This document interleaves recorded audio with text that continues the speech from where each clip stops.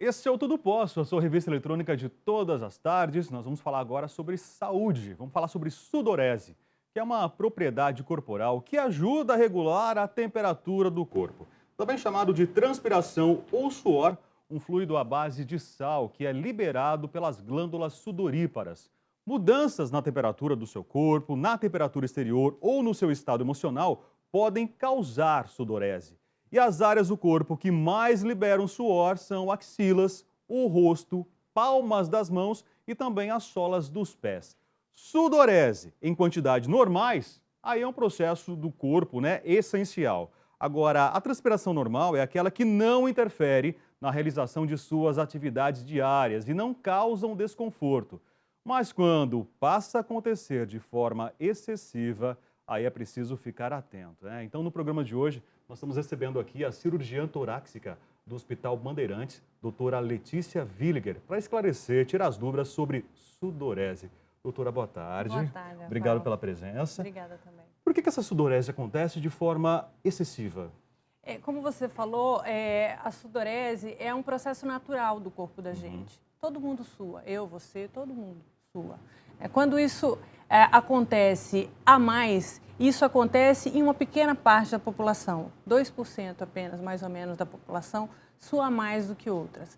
E assim, a medicina ainda hoje não conseguiu explicar o porquê que o sistema nervoso de uma pessoa faz isso, né? Os estudos eles estão correndo, mas a gente ainda não conseguiu definir exatamente por que uma pessoa sua mais do que a outra, né?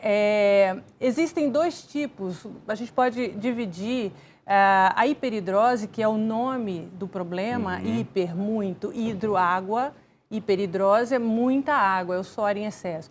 A gente pode dividir esses pacientes em dois grandes grupos, né? São os pacientes que suam a mais no corpo inteiro. Esses pacientes são os que têm hiperidrose generalizada e os pacientes que suam a mais em apenas alguns locais do corpo. Aí só nas mãos axilas, ou só axilas, só pés, é isso? Exatamente, são os de hiperidrose localizada, né? E não tem explicação para isso? Não tem. A gente pode ter até um traço familiar.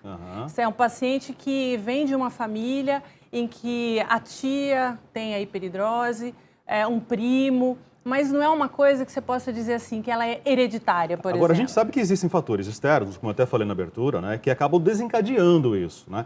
Gente, eu tô nesse 2% que transpira demais, viu? Eu tava até conversando aqui com a doutora, eu assumo esse lado, né? Até busco tratamento em relação a isso. Eu vou fazer uma autoconsulta aqui, né, uma consulta com a doutora. Mas eu percebo que justamente fatores externos acabam desencadeando mais essa transpiração excessiva. Isso é verdade. Então, assim, por exemplo, em épocas de maior calor, ou em situações de estresse, paciente, a pessoa que vai fazer uma apresentação pública. É um desconforto emocional, né? Isso aí pode desencadear uma piora. Isso é uma coisa que em pessoas que não têm a hiperidrose, isso acontece também. Mas quem tem hiperidrose, isso é em excesso. São aquelas pessoas que você olha e ele está pingando o suor, molha o cabelo. É o que molha e faz aquele disco na roupa. Famosa pizza. Ele escorre e molha a calça. O paciente ele precisa trocar a calça. Não, não chega esse extremo não. É o paciente que sua a mão e pinga. Ele pinga. É como se ele tivesse colocado as mãos num balde de água e levanta assim, aquilo aí pinga. Então, assim, isso é uma doença. Isso é anormal, não é uma coisa normal. Mas esses fatores, eles vão estressar qualquer um. E o paciente que tem hiperidrose, esse paciente ele vai sofrer mais do que os outros, né? Eu percebo que ao longo do tempo, o comportamento do meu corpo foi mudando, né? Eu transpirava demais nos pés, agora não mais. Por que isso, doutora? Isso pode acontecer, por exemplo, em épocas da vida. Então, o paciente que tem hiperidrose, a mamãe, quando tem a criancinha, ela já percebe que essa criança, ela molha mais a mão, ela molha mais o pé. A mãe costuma falar que a criança é calorenta, não é isso? Nossa, ele sua demais. Aí, essa criança, ela é um pouco a mais do que as outras, e a mãe deixa para lá. Ou, às vezes, fica preocupada, mas tudo bem. Quando chega na adolescência, em que você tem aquela mudança dos hormônios e tal, aí isso passa a ser muito mais evidente. Alguns pacientes acabam melhorando. É como se o organismo ele amadurecesse. Se adaptasse. Se adaptasse e amadurecesse mesmo. O sistema nervoso que fica um pouco mais maduro. E aí isso pode diminuir ou não incomodar aquele indivíduo. Outros não. Outros ele aumenta e se mantém com essa hiperidrose. Esse paciente, ele é considerado doente porque ele acaba não se ajustando. É um paciente que tem um mal-estar na sociedade, ele não consegue lidar com aquilo. Ele estraga o teclado de computador, ele tem um problema de dar a mão para a pessoa com quem ele vai se cumprimentar. Então, ele tem um desajuste social. Eu tinha uma colega na faculdade que ela utilizava um estojo jeans, né? E ela ficava o tempo todo com a mão naquele estojo jeans. E a gente percebia que as mãos dela realmente pingavam, transpiravam demais, né? Aquele era um método que ela tinha para poder conter aquela água excessiva, aquele suor excessivo. São pacientes que chegam no meu consultório com uma toalha. Toalhinha, aquelas toalhinhas de rosto, de mão, vai com toalhinha de mão. Tem paciente, você não imagina, que anda com calça comprida extra na bolsa, porque o suor escorre e molha a calça comprida. Ele tem que trocar a calça, 1, 2 calças por dia, porque acaba molhando a calça, a blusa, né? Então, esse suor, ele não é um suor normal. Tá. Né? Ele é Em função desses pacientes, né, que apresentam comportamentos diferentes, qual que é o limite para procurar um tratamento, doutora? Qual que é o sinal? É o incômodo da pessoa, é o desajuste que a pessoa tem. Tem paciente que aquilo não incomoda. Então, ele não vai procurar um tratamento para isso. Agora, normalmente, esses pacientes que suam a mais são pacientes tímidos, são pacientes que não conseguem se ajustar no trabalho. Eu já tive, por exemplo, dentistas que trabalham com luva e aquilo incomoda no trabalho da pessoa. Fisioterapeutas, jornalista, eu operei outro dia uma jornalista, você acredita, ela estragava 5 teclados de computador por ano. Ela enrolava o teclado naquele filme plástico de cozinha, colocava uma toalha e escorria e mesmo assim ela estragava. Então aquilo ali é um desajuste, aquilo incomoda realmente. Então, qual que é o limite? O limite é o grau de incômodo e de ajuste dessa pessoa nos afazeres do dia a dia, né? Então, aquilo ali, quem tem hiperidrose vai procurar a ajuda assim que descobre que existe, né, essa ajuda. Doutora, uma vez precisando então de ajuda, né, buscando um tratamento, o que a medicina oferece para a gente? É sempre cirurgia? Não, a gente tem algo... Aí, você lembra que eu falei para você dos grupos grandes de pacientes que a gente pode classificar? Sim. Hiperidrose generalizada. Que é o corpo inteiro. É o corpo inteiro. Ou em partes específicas. Em partes específicas. Então, de acordo com essa classificação, a gente pode oferecer os tratamentos para esse paciente. Eu faço cirurgia, então o melhor tratamento que eu posso oferecer para um paciente é aquele paciente que tem hiperidrose localizada nas mãos. A cirurgia, ela se encaixa como uma luva, deixando o trocadilho de lado, né? Mas para o paciente que tem hiperidrose nas mãos. 98% desses pacientes, porque eu não posso falar 100% em medicina, né? 98% desses pacientes que têm o sudorese nas mãos, eles ficam curados desse problema. Quando a gente fala em axilas, a gente cai um pouquinho para 80% com a cirurgia. A axila, eu acho que ainda é o grande desafio da gente no tratamento da hiperidrose.